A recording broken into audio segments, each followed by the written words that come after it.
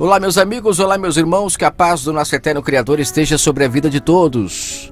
Você já parou para pensar que o sistema religioso, eles fazem uma confusão muito grande sobre essa questão de que nós não somos salvos pelas obras? Muitas pessoas ficam perdidas nessas mensagens que eles trazem, aonde ninguém é salvo pelas obras, somos salvos pela fé. Realmente é assim que está escrito. Mas eu quero hoje, através deste áudio, de uma maneira muito simples, trazer ao seu entendimento algumas questões importantíssimas sobre isso que dificilmente é falado. Quando se fala que somos salvos pela fé, o que vem em nossa mente? Vem a gente cantando na igreja, a gente ouvindo uma mensagem do pastor, esse tipo de coisa que nós aprendemos desde quando nascemos. Ser salvo pela fé é fazer parte de um sistema religioso. E eles dizem que a obra, que ninguém é salvo, é a obra de você fazer o bem para uma pessoa. Se você pensar que você vai ser salvo por causa disso, você está muito enganado, dizem eles, né? Então eu quero aqui ler alguns textos para a gente poder colocar a nossa mente no lugar quanto a essa questão. Eu tenho para mim que este é um fermento fortíssimo que o sistema religioso colocou na mente das pessoas, porque sempre que a gente comenta com uma pessoa que está dentro dos templos sobre essa questão de fazer o bem para o próximo, eles dizem que nós não somos salvos pelas obras, ficando nítido a confusão que eles têm na mente deles. Não é isso que está escrito na palavra. Eles estão enganados, equivocados. E eu vou tentar aqui de uma forma bem simples deixar aqui o meu parecer sobre essa questão. O texto que fala, sobre a salvação vir pela fé está em Efésios, no capítulo 2. Eu vou dar uma lida rápido aqui até o verso aonde se utiliza. Não vou pegar o verso isolado, vou dar uma lida rapidinho, até porque são 7 versículos antes. Ele fala assim: Ele nos vivificou estando nós ainda em ofensas e pecados, mortos em ofensas e pecados. Aqui neste primeiro verso já deixa claro essa questão que há muito tempo já nos áudios Adorando em Espírito eu venho comentando de que nós, se não nascermos do Espírito, estamos mortos aos olhos do Pai. Aqui ele mesmo fala, ele nos vivificou estando nós, mortos. Ou seja, como que uma pessoa pode estar morta fisicamente e ele vai ressuscitar de novo? Não, a pessoa está viva, é o Espírito que está morto. Ele fala, em outro tempo, andávamos segundo o curso do mundo, segundo os príncipes das potestades do ar, também do espírito que agora opera nos filhos da desobediência, entre os quais todos nós também antes andávamos, desejosos da nossa carne, fazendo a vontade da carne e dos pensamentos. Éramos por natureza filhos da ira, como os outros também. Você vê que ele se enquadra aqui, Paulo ele se enquadra aqui como todas as pessoas, ele não se coloca como diferente. Verso 4 agora. Mas Deus, que é riquíssimo em misericórdia pelo seu muito amor com que nos amou, estando nós ainda mortos em nossas ofensas, nos vivificou juntamente com Cristo. Pela graça sois salvos. Ele nos ressuscitou juntamente com ele e nos fez assentar nos lugares celestiais em Cristo Jesus para mostrar nos séculos vindouros as abundantes riquezas da sua graça pela sua benignidade para conosco. Cristo Jesus. Verso 8. Porque pela graça sois salvos, por meio da fé, isso não vem de vós, é dom de Deus, não vem das obras para que ninguém se glorie. Até aqui é o que geralmente se lê, Aí ele termina aqui no verso 10. Porque somos feitura sua, criados em Cristo, para as boas obras. Então você perceba que nas obras não acabaram, como, aqui dá a impressão, não vem das obras para que ninguém se glorie. Aí depois no verso 10 ele fala que não é que não vem das obras, que existe uma obra que o Pai não aceita mais, existe uma outra obra que ele aceita. O verso 10 deixa claro que ele nos comprou, somos feitura sua, para as boas obras, as quais Deus preparou para que andássemos nela. Aí você fala, mas é para andar nela, não salva. Tá bom, então vamos continuar lendo algumas passagens para a gente procurar entender algumas questões.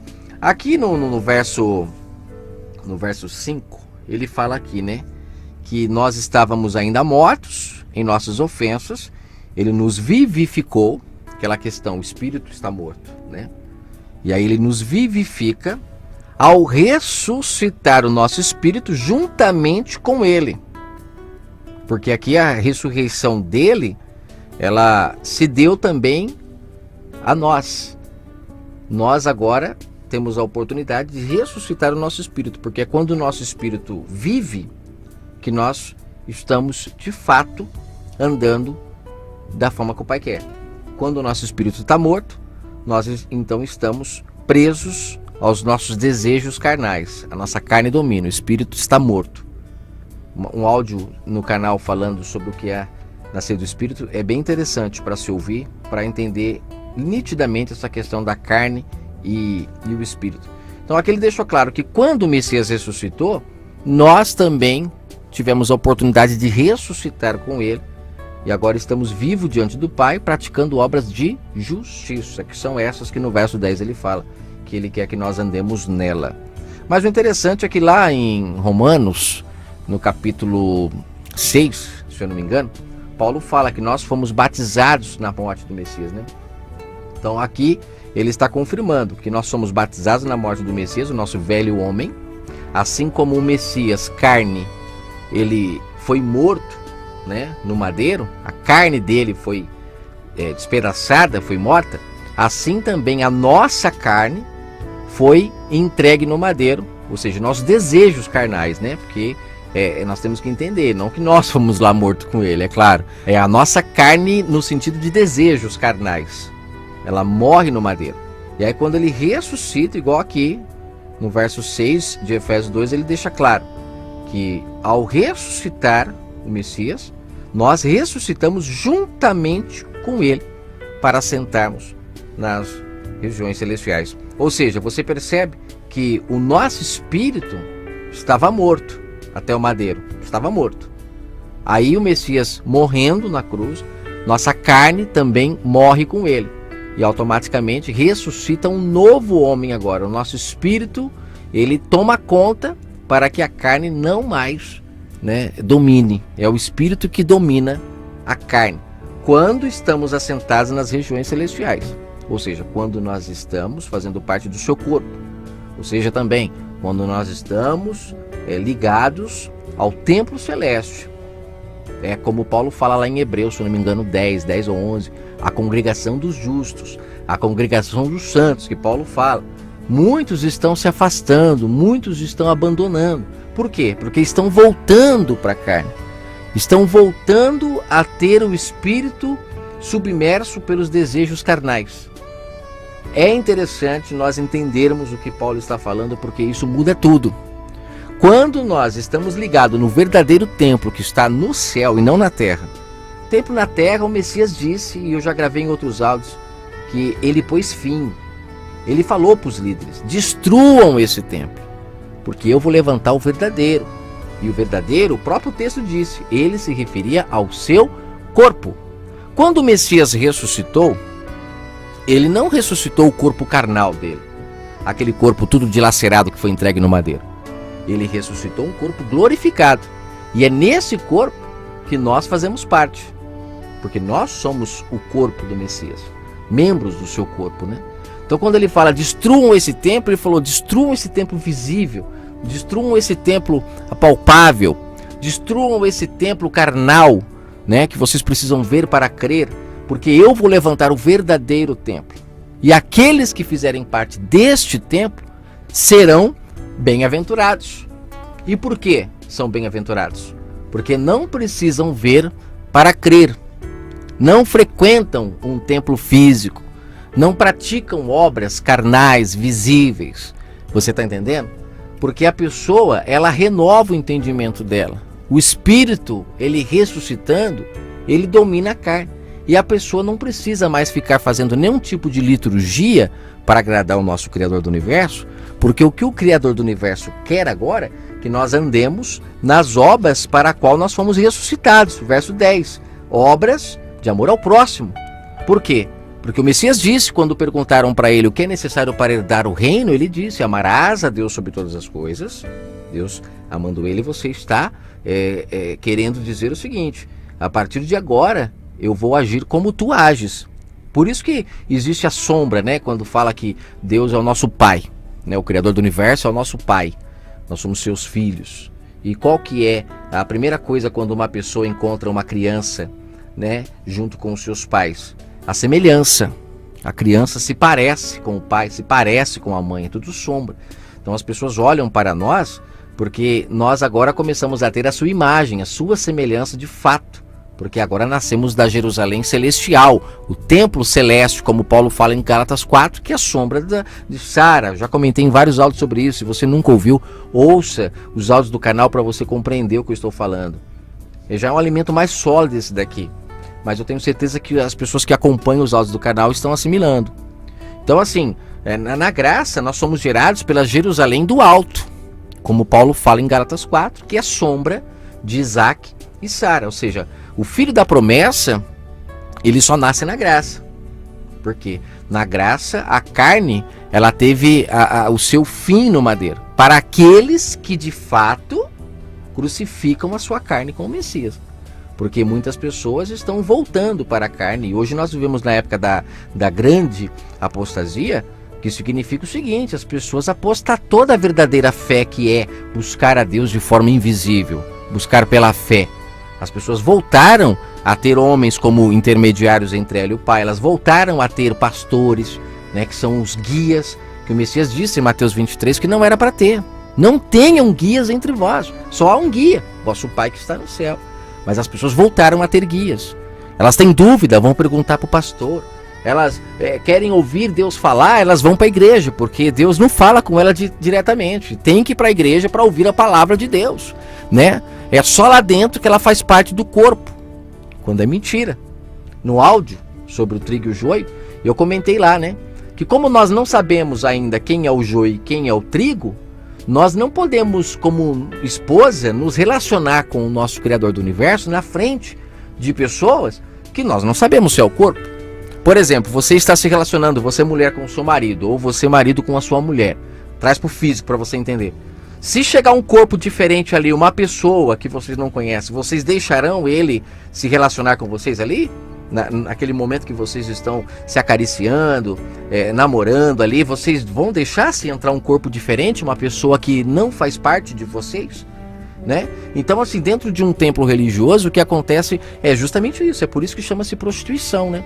Porque dentro de um prostíbulo que é assim, 2, 3, 4 pessoas juntas, é aquela suruba, né? Então dentro do templo religioso é mais ou menos isso que acontece. A pessoa vai lá dentro, ela não sabe quem é o trigo e quem é o joio, então falar que lá todo mundo é o corpo, ela está blasfemando, ela está indo contra o que o Messias ensinou, porque o Messias disse que nós só saberemos quem é o joio e quem é o trigo no final, no dia do juízo, quando for separado o joio do trigo. Por enquanto, estamos todos misturados. Então quando você vai para esses lugares e ali você se relaciona com o Criador do Universo, né, para todo mundo ver, você pode estar sim no meio de uma suruba, no meio de muitos joios que não são o corpo e estão ali, infelizmente, vendo todo o seu relacionamento com o Pai. Nós precisamos ter uma adoração íntima, e essa adoração íntima ela só é em espírito. Porque quando é em espírito, é o nosso espírito conectado ao Pai, ao templo celeste, ao Messias como cabeça.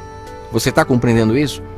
Nós, quando buscamos em espírito, que é o que o sistema religioso não quer que a gente saiba, significa você estar isento de todas as práticas necessárias para se chegar ao Pai. Não precisa de nada disso. A única prática necessária para se chegar ao Pai é o próximo. É não dever para o próximo. É estar em dia com o teu próximo. Você está entendendo?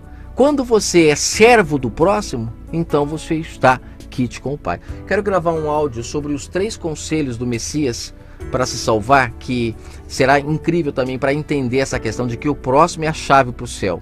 Não é um sistema religioso. Só que no sistema religioso eles fazem ao contrário. As pessoas, quando elas entram para um sistema religioso, elas aprendem a ser egoístas. Porque elas deixam de olhar para o próximo e começam agora a olhar para os seus problemas. Mas na verdade é justamente isso que o sistema coloca na mente das pessoas. Um texto desse de Efésios, ele dá todos os ingredientes para a pessoa pensar assim: eu não sou salvo por obras, né? Eu preciso mesmo buscar a Deus. Eu buscando a Deus, que aí a pessoa acredita que é dentro de um templo, então eu estou buscando a minha salvação.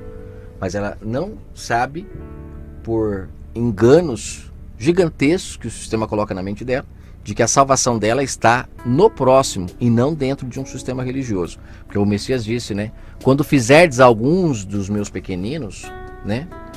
Quando fizeres alguma coisa ao próximo, lá em Mateus 25 ele fala, a mim fizeste.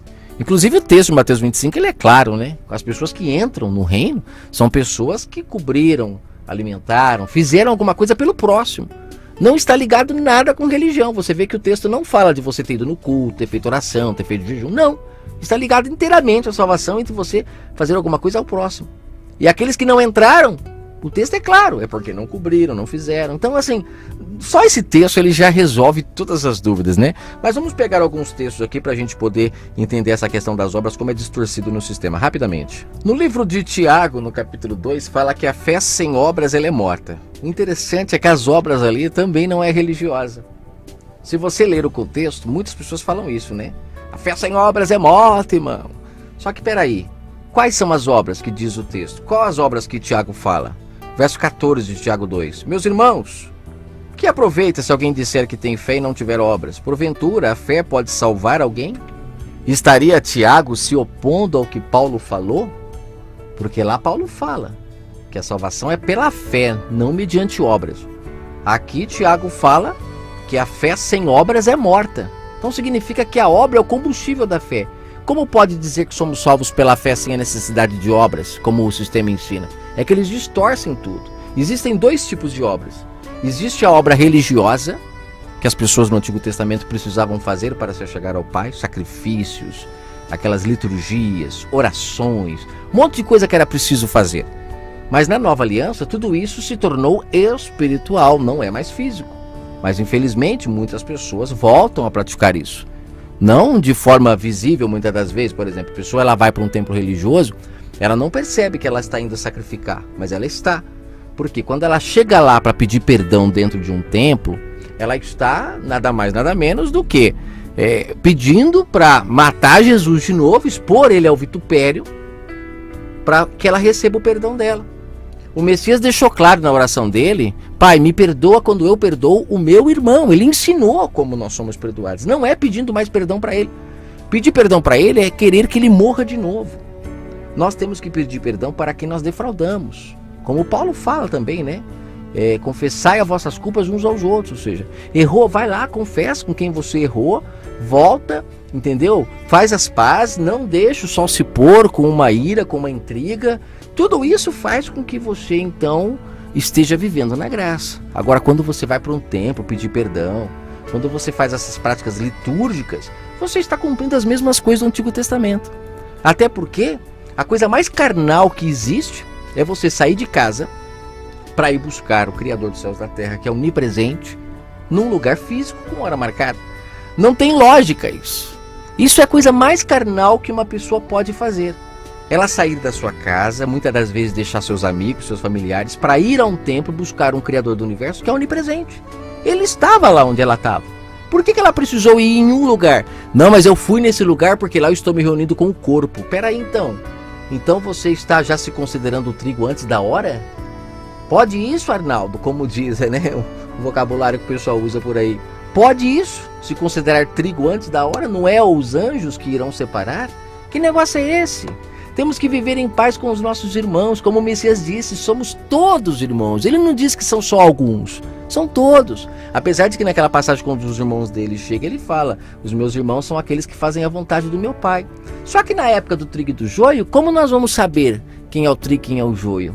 Temos que viver em paz. Temos que viver em um mundo, infelizmente, caído, onde estamos sujeitos a levar tapas, pontapés e mesmo assim aguentar calado. Aguentar calado porque na graça nós não revidamos mais. Passou a era de ter que revidar olho por olho, dente por dente. Acabou isso. Foi necessário durante um tempo para criar consciência e o Messias poder vir ao mundo. O Pai trouxe tudo para a carne. Ele trouxe o templo, né, réplica do templo celestial para a terra. Ele trouxe a água como a representação da sua palavra, que é invisível, do seu espírito. Ele trouxe o vento também como representação do seu espírito, que está em todos os lugares, não vemos, mas sentimos. Ele trouxe a pedra como representação da sua palavra, né? que se você pecar, você é apedrejado até hoje. Não pense que você não é não, porque hoje a palavra apedreja é o Espírito. E sabe aquele Espírito que estava escrito lá, que reviveu, né? Estava morto, reviveu, né? Esse Espírito, se ele não se permanecer firme, dominando a sua carne, ele é apedrejado e é morto novamente. É morto, porque infelizmente, gente, as pessoas, elas não compreendem que foi carnal durante um certo tempo até a cruz. O Messias se tornou carne, né? A prova de que foi carnal é isso, que o verbo se tornou carne e depois acabou, voltou a ser espiritual. É necessário renovar o entendimento. Se você acha que até hoje, né, a lei do olho por olho, dente por dente não está valendo, você se engana. É claro que ela vale, mas ela vale em espírito. Quando você peca, quando você mata alguém, imediatamente você é morto pelo nosso Pai, pela pedra que apedreja você, para que você não esteja vivo diante dele. Você descumpriu o mandamento. Você está entendendo? Então, assim, todas as leis que antes valiam visivelmente, ela continua valendo hoje em espírito, porque o nosso Pai não muda. O Deus do Antigo Testamento não é diferente do Novo. Ah, quantas pessoas morreram no Antigo Testamento, irmão? Como explicar tantas mortes daquele jeito? É simples. Olhe para o seu lado e veja quantas pessoas estão morrendo o tempo todo dando ouvido à carne, negando a voz espiritual do nosso Pai, do nosso eterno Criador. Pessoas que estão morrendo o tempo todo. Se você puder abrir a sua visão espiritual, você vai ver um ônibus passando na sua frente e dentro dele pessoas ensanguentadas. Por quê? Porque foram apedrejadas pela palavra que disse: não olhe para a mulher do próximo, e a pessoa olhou. Não roube, e a pessoa roubou. Não mate, e a pessoa estava lá falando mal do próximo, e o Messias disse: só de falar mal já estamos matando. Então, assim, se você abrir o seu olho espiritual, você vai ver que as pessoas continuam morrendo. A diferença é que no Antigo Testamento o povo precisava ver para crer. Israel foi uma noiva separada, teve esse privilégio, mas mesmo assim não reconheceu todo esse plano de salvação do nosso Criador. Por isso que o Pai se virou agora para a Israel espiritual. Israel do alto, que não é mais gerada pela Jerusalém física, mas pela Jerusalém do alto. Quando as pessoas nascem dessa mãe, né, automaticamente essas pessoas são as pessoas que o Pai quer, que o Pai deseja, são aqueles que buscam o Espírito e que o seu Espírito dominam o seu corpo. Não precisam ver para crer. Seu Espírito é mais forte do que a carne. Então, só voltando aqui, ó, no verso 15 de Tiago 2, ele fala: se o irmão ou irmã estiverem nus e tiverem falta de mantimento no seu dia a dia, e algum de vós lhes disser: vá em paz, aquietai-vos e fartai-vos, e não lhe derdes nada em coisas necessárias para o corpo ou para comer, ele fala: que proveito se terá? Assim também a fé, se não tiver obras, é morta. Olha aí, as obras que lá em Efésios 2 Paulo fala que são as obras que o Pai quer que nós andemos nela, não é a religiosa como o sistema ensina, são essas aqui, ó. Vendo alguém precisando, você vai lá, ajuda. E também no seu dia a dia, podendo também não ser pedra de tropeço para ninguém, podendo não ser fardo para ninguém, você também está colaborando. E no seu dia a dia, podendo ajudar alguém, ajude, porque se não ajudar, você estará pecando, como está escrito. Então perceba que Tiago não está se opondo. Tiago está aqui mostrando as verdadeiras obras, as obras que em Efésios 2 Paulo diz que são as obras que agora o Messias quer que nós andemos nela. Ele nos comprou para esta obra e não mais para a obra religiosa. Já o sistema religioso, eles invertem. Dizem que ajudar o próximo, fazer alguma coisa pelo próximo, você está querendo se salvar pelas obras, né? Quando na verdade eles dizem que as obras verdadeiras é ajudar a obra da igreja. Não, ajudar a obra da igreja é você expor o Messias ao vitupério, a vergonha pública. Porque ele disse que o Pai busca os adoradores em espírito, que não precisa mais ver para crer, não precisa mais de intermediário entre nós e o Pai. Nosso Pai é espírito, está em todos os lugares. Nós buscamos a Ele dentro do nosso ser, do nosso quarto. Somos a sua esposa que mantemos relação em secreto com o nosso Pai. Não somos prostitutos. Você está entendendo? Nem prostitutas. Estamos como uma esposa fiel. Só o adorador em espírito é que é fiel ao nosso Pai. Então é necessário entender isso. Então aqui ele não está se opondo ao que Paulo falou. Quando ele fala, pode a fé salvar alguém? Tiago fala no verso 14. A fé por si só, não. Esse negócio de ir para a igreja, ficar lá louvando, cantando e achando que isso vai salvar alguém, não. E dentro desses lugares eu queria que você me mostrasse um lugar desses, que as pessoas chegam lá com fome, precisando de uma ajuda, de alguma coisa, e eles dão. Porque aqui ele fala de alimento físico mesmo. a pessoa precisa de uma roupa, de uma comida, e você ajudá-la. Porque quando você ajuda fisicamente, prova que o seu espírito então está vivo diante do Pai. Você vê o próximo como o teu irmão, parte do corpo de Cristo. Você não sabe quem é, então ajude a todos, porque naquele dia o Pai te surpreenderá com o tanto de membros do corpo que você foi uma pessoa maravilhosa, uma pessoa que ajudou na hora que a pessoa estava precisando e por aí vai. Vou dar aqui mais 2 exemplos para finalizar. Apocalipse 20, no verso 12, fala o seguinte aqui, ó. E vi os mortos, grandes e pequenos, que estavam diante do trono, abriram-se os livros, e abriu-se então outro livro, que é o da vida, e os mortos foram julgados pelas coisas que estavam escritas nos livros, segundo as suas obras, E o interessante aqui é que este momento aqui já não é aquele ressuscitar dos mortos lá de trás, aquele momento onde Paulo fala que ele nos vivificou, né? Nos deu a vida estando nós mortos. Não, lá é a primeira ressurreição. É quando estamos ainda no corpo, matéria, e o nosso espírito ressuscita. Agora aqui já é o momento final, é o momento do julgamento final, é a segunda morte. Quem não passar aqui por esse julgamento agora já está condenado. Aqui já é a segunda morte, é aquela definitiva. A primeira morte, gente, não é essa que nós temos do corpo físico. A primeira morte é a morte do espírito, é quando o espírito morre. Aí vem o Messias e fala, desperta tu que dormes, como Paulo fala, né? E o Messias mesmo fala, aquele que crê em mim, ainda que esteja morto, viverá. Ou seja, a pessoa, ela ressuscita, como Paulo falou lá em Efésios, né? No capítulo 2. Ele vivifica a pessoa que está morta, o espírito ressuscita. Para esses não existe a segunda morte, porque a pessoa ela morre com o espírito vivo, o caminho é a glória. Por isso que lá em Apocalipse, se eu não me engano, 20, aqui próximo, ele fala, né? Bem-aventurado aqueles que têm participação na primeira ressurreição. É essa ressurreição que o Messias traz, que é a mente consciente, a mente aberta, compreendendo a verdade do Pai, liberta, descauterizada. Agora, as pessoas que não ressuscitam o espírito, continuam mortas até a morte do corpo matéria, ela vai ressuscitar de fato lá na glória para ser julgada. E como ela não ressuscitou uma vez, ela vai então agora morrer, o espírito dela definitivamente. Mas o interessante é que ele fala aqui que as pessoas vão ser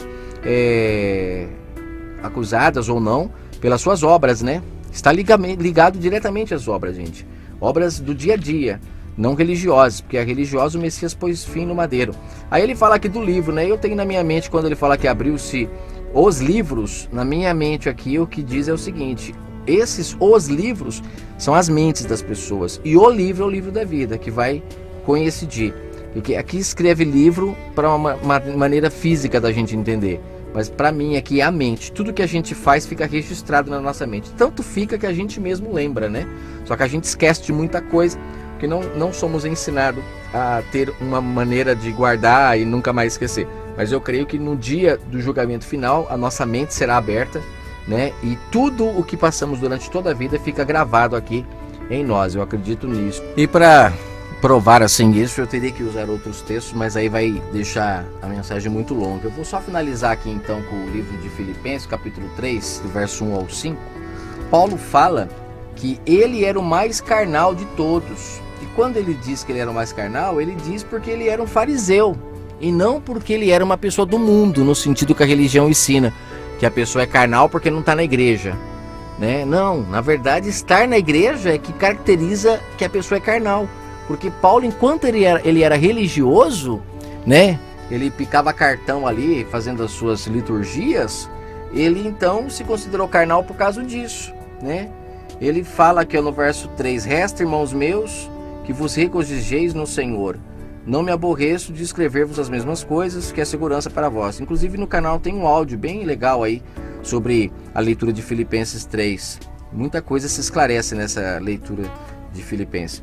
Verso 2, guardai-vos dos cães, guardai-vos dos maus obreiros, guardai-vos da circuncisão. Olha só, quando ele fala cães, ele está falando justamente dos guias, pessoas que impõem regras para buscar ao Pai. Para buscar ao Pai não tem regras, pois está escrito que onde há liberdade, aí há o Espírito. E lembrando que o Espírito do nosso Pai ele não pode ter relação com uma pessoa que ouve outra, que segue os conselhos de outra pessoa, que fica indo dentro de um templo para ouvir o pastor, o que ela vai fazer, o que ela não vai fazer. Na verdade não está escrito que é o Espírito que convence o homem do pecado, que ela vai no culto? Aprender o que dentro da igreja? O pastor vai ficar falando o que no ouvido dela que vai fazer ela mudar? É o Espírito dentro dela, sabe, que faz isso acontecer.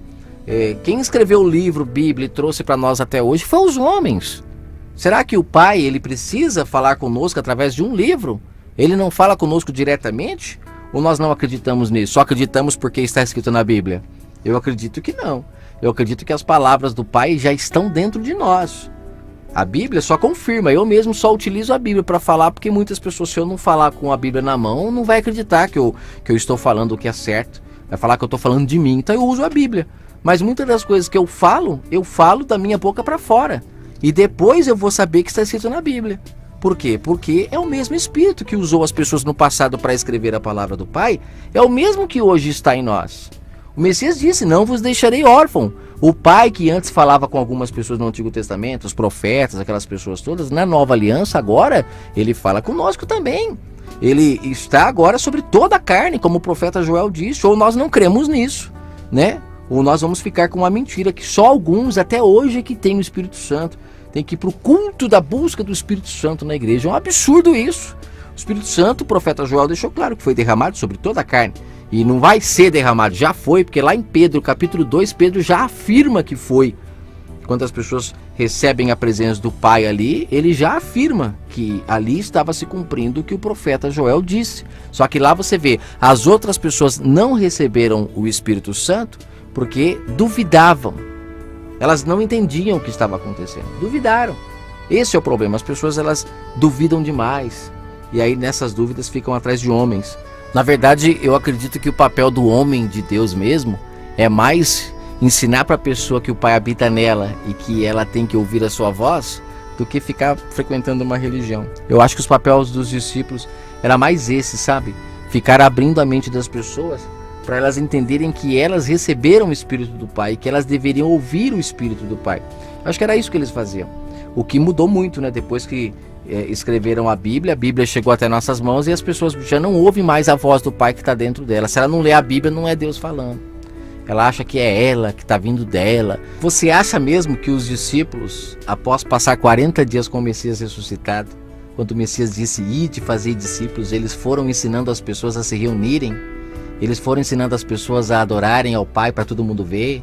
Eles foram de verdade mesmo ensinando as pessoas a voltar para a carne, a serem religiosas, a continuarem a sendo?